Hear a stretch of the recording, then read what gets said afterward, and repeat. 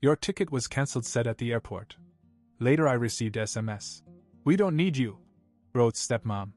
I called my dad, but he didn't answer.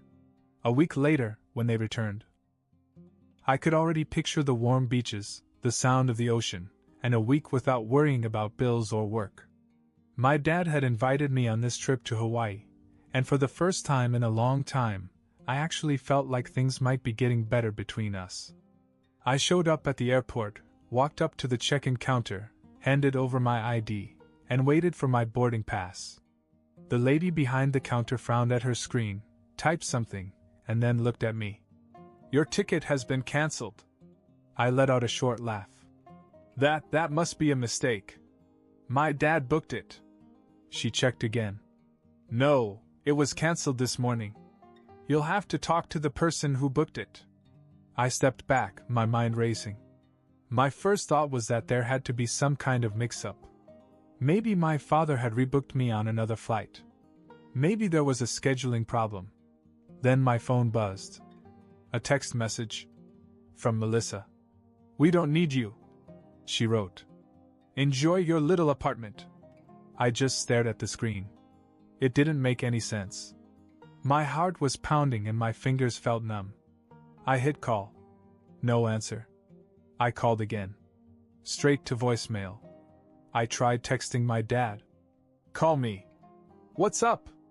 Nothing. That's when it hit me. This wasn't a mistake. They had planned this. Melissa never wanted me there. She just had my dad invite me, probably just to mess with me. And my dad? He let it happen.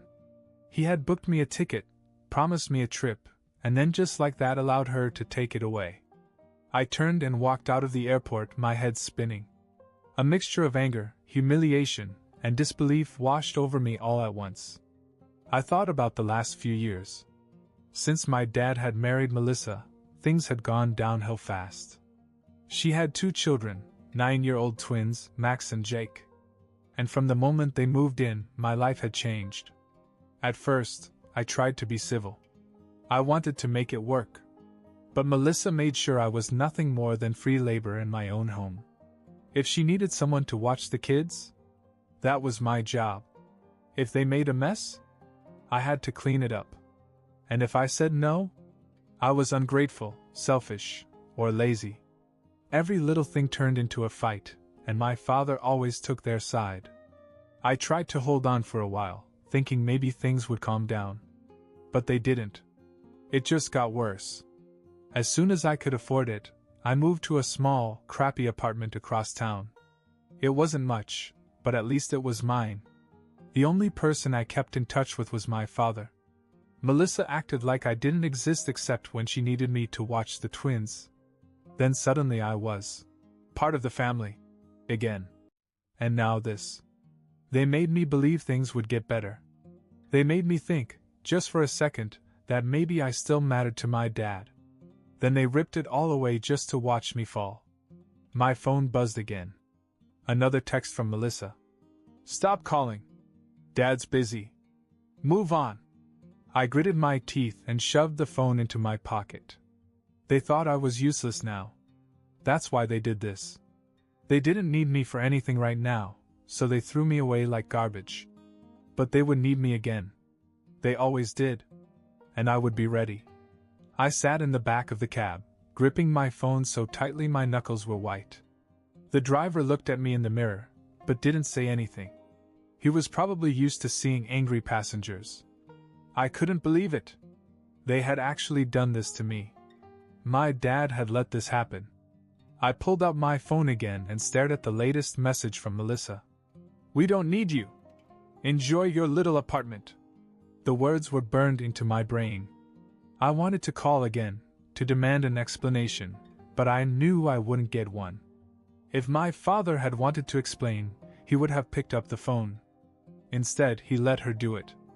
I wasn't even worth talking to. The anger in my chest only grew. I thought about how many times I had helped them. How many times they had dumped Max and Jake on me, expecting me to drop everything. They always made it seem like I had no choice, like I owed them.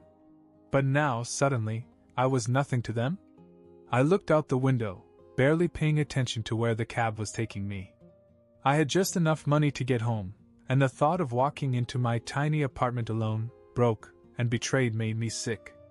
I thought of all the times Melissa had used me. Like when she and my dad wanted to go on a date, and she called me, pretending to be nice. "Oh, Alan, we'd love for you to spend some time with your brothers." Brothers. That's what she called them.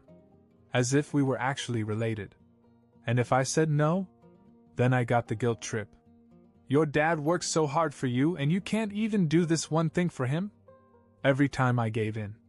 Because I didn't want to be the bad guy. Because I thought if I just went along with it, maybe things would get better. What a joke. By the time the cab pulled up to my apartment, I had made up my mind. I wasn't going to beg for their approval anymore. I wasn't going to answer when Melissa called. And when not, if they needed something from me again, I wasn't going to be there. I slammed the door behind me and threw my bag on the couch. The room was silent, except for the faint hum of my refrigerator. Then I smiled to myself. Melissa thought she had won. She thought she had finally shut me out for good. But I knew her. They were going to Hawaii, spending money they didn't have, pretending to be a perfect, happy family. But eventually reality would set in. And when it did, I wanted to be there to watch them fall. So I waited. A week passed. I went to work, kept my phone on silent, and ignored the tiny glimmer of hope that maybe, just maybe, my dad would reach out. He didn't. Then, on the 10th day, my phone buzzed. Melissa's name flashed on the screen. I let it ring. She called again. Then a third time. Then my dad's name came up. I took a deep breath before I answered. "Alan," my dad said. His voice sounded distant. Worried. "We need to talk." I leaned back against the couch, letting the silence stretch. My dad had finally called. A week ago, they had dumped me like trash. Now, suddenly, they needed to talk? I wasn't about to make this easy for him. "What's up?" I asked, keeping my voice flat. There was a pause. "Listen, son. We have a bit of a problem." I almost laughed. "Of course they did." "Yeah? Yeah," he sighed. "Can you come by the house? It's important." I had half a mind to tell him to screw off. But something in his voice made me curious. This wasn't just them calling to pretend to care. Something was wrong. "Fine," I said.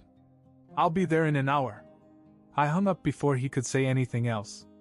When I pulled up to the house, the first thing I noticed was how messy it looked. The curtains were drawn, and the lawn was overgrown, like no one had touched it in weeks. That was strange. Melissa ran this house like a dictator. Everything had to be spotless. I knocked on the door. No answer.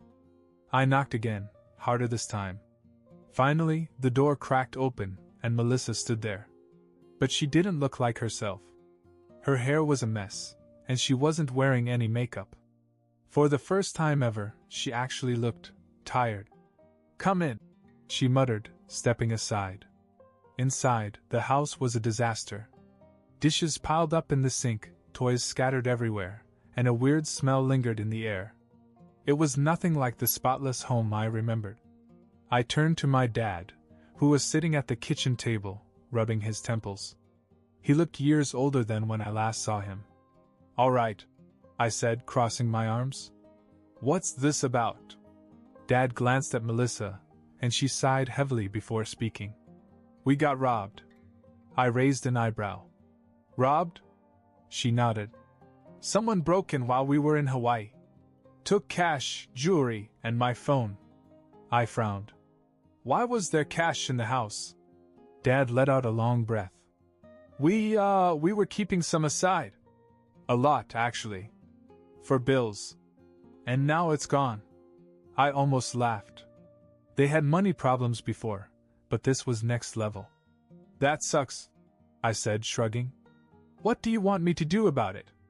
Melissa narrowed her eyes. "You could show some sympathy." I gave her a look. "Sympathy? After what they did to me? Did you call the cops?" I asked. Dad nodded. Yeah, but there's not much they can do. No cameras, no witnesses. We're screwed. Melissa took a deep breath and folded her arms. We need help, Alan. I waited, letting the silence hang in the air. Then it clicked. They weren't just telling me this for fun. They were asking for money. A week ago, I wasn't even worth a damn plane ticket. Now they were looking at me like I was their last hope. Unbelievable. I let out a short laugh. You're serious? After everything, you're coming to me for money? Dad shifted in his seat, avoiding my eyes. Melissa clenched her jaw. Look, we wouldn't be asking if we had another option. Well, you do, I said. Get jobs. Melissa's face turned red. You little.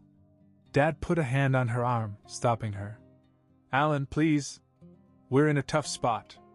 I just stared at them. This was karma punching them right in the face. I could have left right then and there. I should have.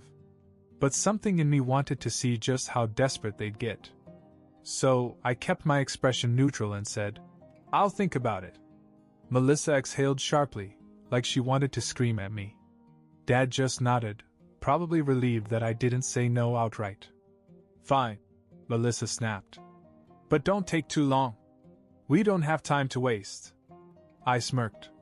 Oh, this was going to be fun. I walked out of their house with a grin I couldn't hide. Melissa looked like she wanted to throw something at my head, and my dad, well, he was too tired to even argue. They were desperate. And I wasn't going to make this easy for them. I took my time, thinking about it. A day passed. Then another. I ignored their texts. Let their calls go to voicemail. If they were struggling, good. Let them sweat. Then, on the third day, something unexpected happened. I got home from work late, grabbed some takeout on the way, and was just about to dig in when there was a knock at my door. I wasn't expecting anyone. I checked my phone. No missed calls. Another knock. Louder. I sighed, got up, and opened the door. It was my dad. And he looked bad. His shirt was wrinkled, his hair was a mess, and his face was pale like he hadn't slept in days. I'd never seen him like this before.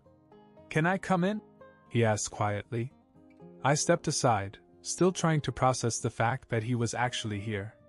He walked in, glanced around my tiny apartment, and sat down on the couch. He didn't say anything at first, just rubbed his hands together, like he was working up to something. Dad, what was going on? I finally asked. He let out a slow breath. I lost my job. That caught me off guard. You what? He leaned forward, elbows on his knees. Got back from Hawaii, went in the next day, and they let me go. Cutbacks. I blinked. So wait, you came to me for money knowing you were already broke? He didn't answer, which was answer enough. I let out a short laugh. Wow. So you guys went to Hawaii, knowing you couldn't afford it, and now you expect me to clean up the mess? His face twisted. Melissa didn't know. I frowned. What? He sighed. I didn't tell her. I don't know, I thought I could figure something out when we got back. But now, with the robbery and everything else, we're screwed. I sat back, letting that sink in. So not only was Melissa panicking about the robbery, but she didn't even know that my dad had lost his job. This just kept getting better and better. So what do you want from me? I asked, crossing my arms. He hesitated. Just a loan. To keep things steady for a while. Until I find something else. I tilted my head. And Melissa? She know you're here? He looked down. No. I stared at him, almost impressed.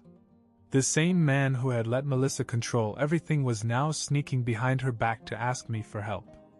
And he didn't even realize how pathetic that was. I let out a breath and stood up. Look, Dad. I don't have the money to bail you out. That was a lie. I did have some savings. But there was no way in hell I was giving him a cent. His shoulders slumped, and for the first time, he actually looked ashamed. I get it.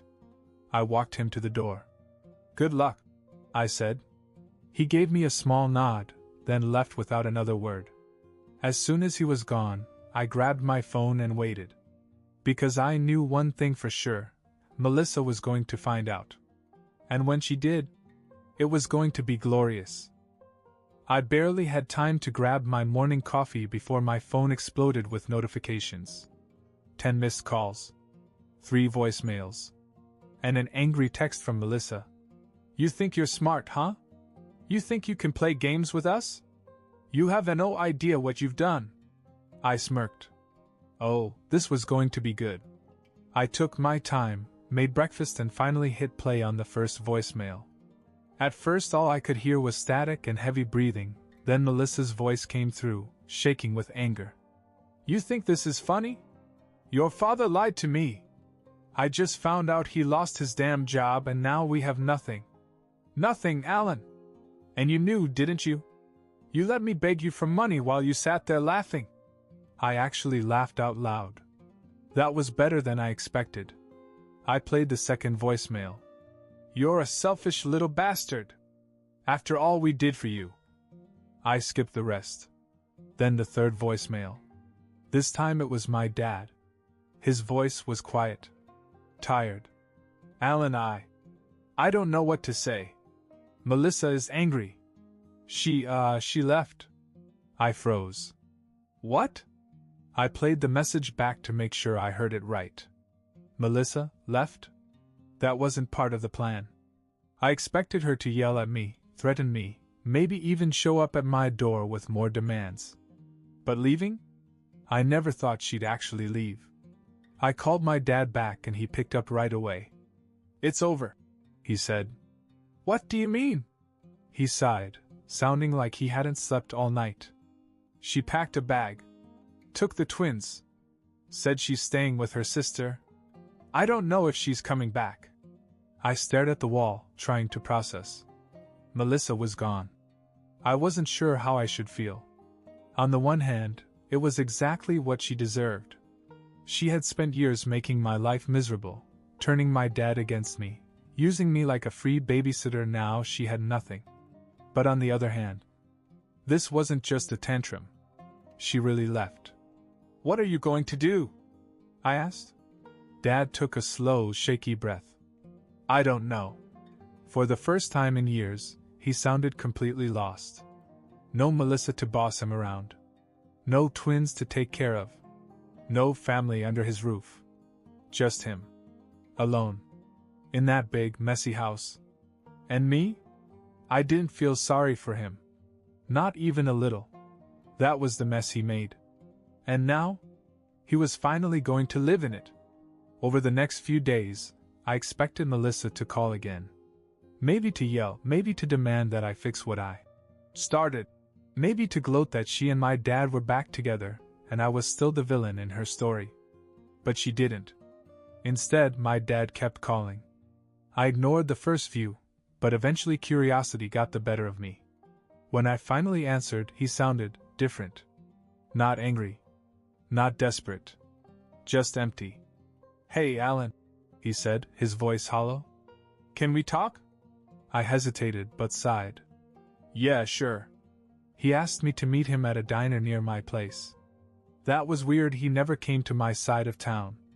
When I got there, he was already sitting in a booth, stirring a cup of coffee, staring at nothing. He looked exhausted, like he had aged 10 years in a week. I slid into the seat across from him. All right. What's up? He rubbed his face and took a long breath. Melissa's not coming back. I raised an eyebrow. What do you mean? She's done. I talked to her last night, and she said she's moving out for good. She's taking the kids too. I blinked. Melissa actually left him. I mean, I knew they were a mess. I knew she was angry when she found out about the job and the money, but I figured she'd come crawling back once she realized she couldn't support herself. But no. She was really gone. And for the first time, my dad had no one. I watched him for a moment. He wasn't the same man who used to blindly defend her. He looked completely lost. So, I said carefully, what do you want from me? He gave a small, sad smile. Nothing. I didn't believe him. Come on, Dad. Every time you call, you want something. But he shook his head. Not this time.